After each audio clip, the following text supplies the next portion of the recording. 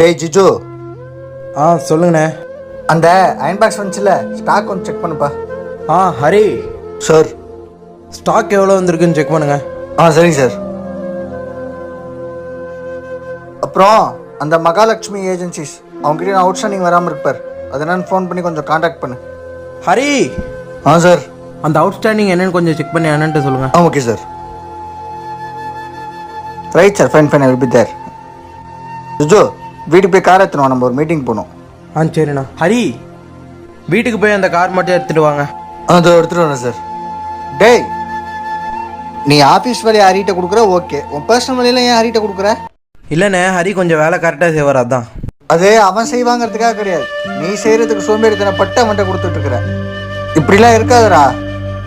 நம்மக்கிட்ட பணம் இருக்குங்கிறதுக்காக நீங்கள் எல்லாமே ஆள் வச்சு செஞ்சனா, நாளைக்கு எந்திரிச்சு போய் தண்ணி மோந்து குடிக்கிறதுக்கு கூட நீங்கள் சோம்பேறித்தனப்படுவ. முதல்ல அதை மாற்றிக்க. நம்மக்கிட்ட இருக்க எதிரியே சோம்பேறித்தனம் தான். ஹரி, நானே போய் எடுத்துக்கிறேன். சரி, ஓகே சார்.